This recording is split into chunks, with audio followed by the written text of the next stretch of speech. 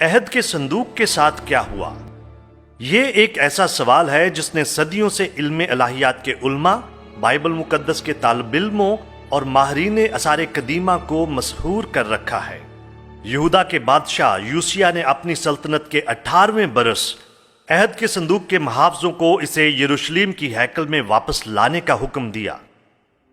کلام مقدس میں عہد کے صندوق کا آخری بار ذکر یہیں پر کیا گیا ہے۔ 40 سال بعد بابل کے بادشاہ نبوکد نظر نے یروشلم پر قبضہ کر لیا اور ہیکل کو لوٹ لیا۔ اس واقعے کے 10 سالوں سے بھی کم عرصے کے بعد وہ دوبارہ واپس آیا اور جو کچھ ہیکل میں بچ گیا تھا وہ اسے بھی اپنے ساتھ لے گیا اور پھر ہیکل اور شہر کو آگ لگا کر تباہ کر دیا۔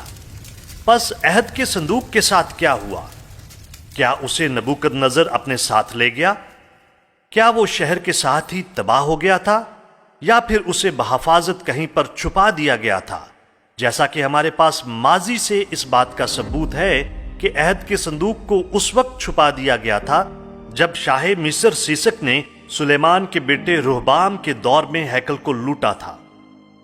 اگر شاہ مصر سیسک عہد کے صندوق کو اپنے ساتھ لے جاتا تو یوسیہ رہبام سے 317 سال بعد لاویوں سے کیوں کر کہہ سکتا تھا کہ اسے واپس لاؤ؟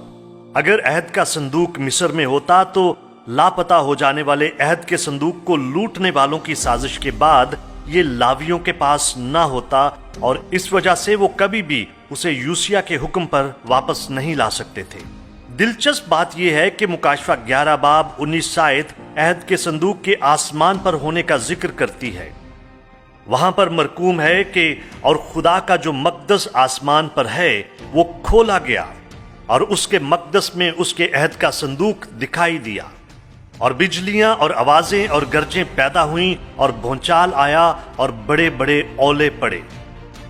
اس آیت کی وجہ سے کئی ایک لوگ یہ خیال کرتے ہیں کہ عہد کے صندوق کو محفوظ کرنے کے لیے آسمان پر اٹھا لیا گیا تھا، لیکن وہ عہد کا صندوق جسے یوحنا نے اپنی رویا میں دیکھا تھا غالباً وہ صندوق نہیں تھا جسے موسیٰ نے تیار کروایا تھا۔ ہم یہ جانتے ہیں کہ خیمہ اجتماع کے اندر موجود چیزیں آسمانی چیزوں کی نقلیں تھیں،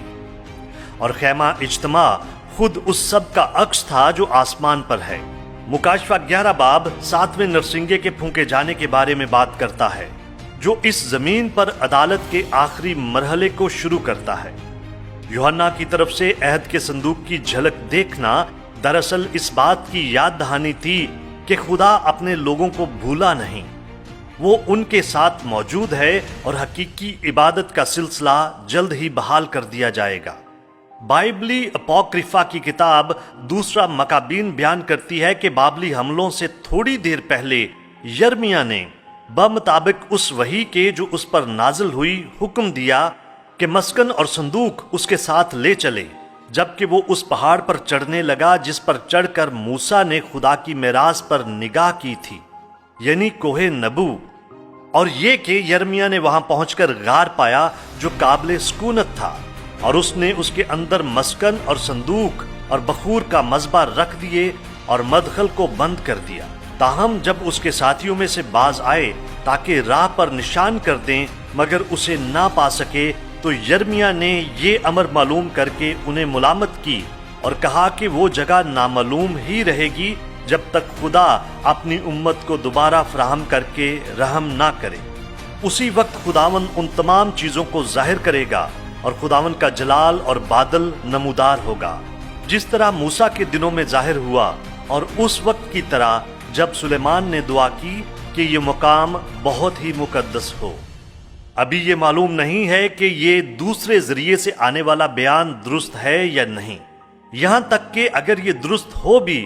تو ہم اس وقت تک نہیں جان پائیں گے جب تک خداوند واپس نہیں آئے گا، جیسا کہ یہ بیان خود دعویٰ کرتا ہے۔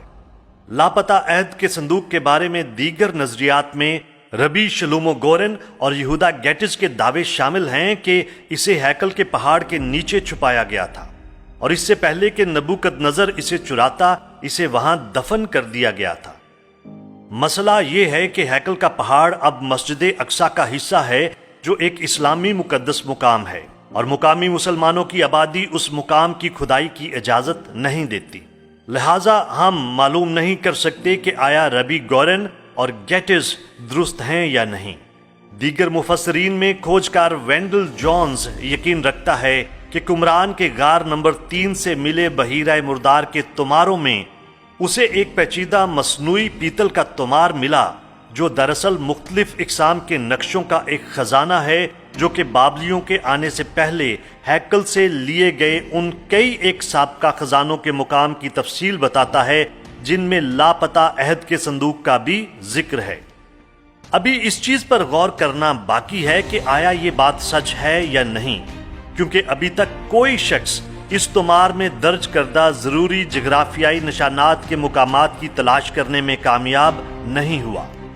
دلچسپ بات یہ ہے کہ کچھ علماء اکرام قیاس کرتے ہیں کہ پیتل کا تمار دراصل دوسرے مکابین 2 باب اس کی 1 اور 4 آیات میں پیش کردہ ریکارڈ ہو سکتا ہے،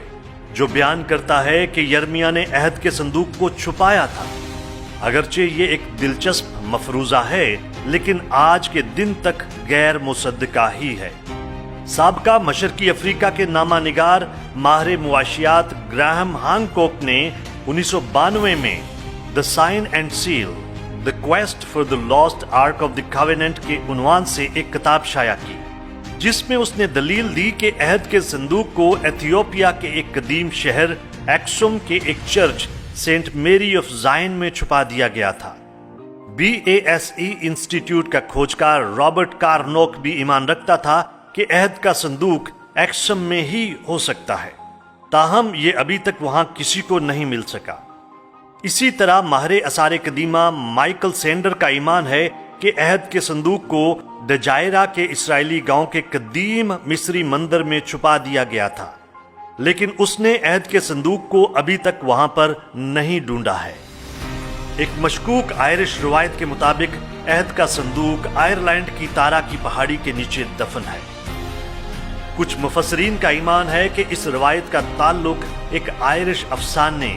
دھنک کے آخر میں سونے کا برتن کے ساتھ ہے۔ ان سب کے آخر میں رون وائٹ اور ٹام کراسٹر کے دعوے انتہائی کم قابل یقین ہیں۔ رون وائٹ نے یہ دعویٰ کیا کہ اس نے گمشدہ عہد کے صندوق کو کوہ کلوری کے نیچے دفن حالت میں دیکھا ہے، اور کراسٹر نے یہ دعویٰ کیا کہ اس نے کوہ نبو کے پاس کوہ پسگا پر دفن عہد کے صندوق کو دیکھا ہے۔ پہلی بات تو یہ ہے کہ ان دونوں اشخاص کو آثار قدیمہ کمیونٹی کی طرف سے بہت ہی کم اہمیت دی جاتی ہے، اور دوسرے نمبر پر ان میں سے کسی بھی شخص نے کسی ثبوت کے ساتھ اپنے دعووں کی توثیق نہیں کی ہے۔ آخر میں ہم یہ کہہ سکتے ہیں کہ عہد کا صندوق خدا کے سوا سب انسانوں کے لیے لاپتہ ہے۔ یہاں پر تجویز کردہ دلچسپ نظریات اور ان کی طرح کے کئی اور نظریات بھی پیش کیے جاتے ہیں،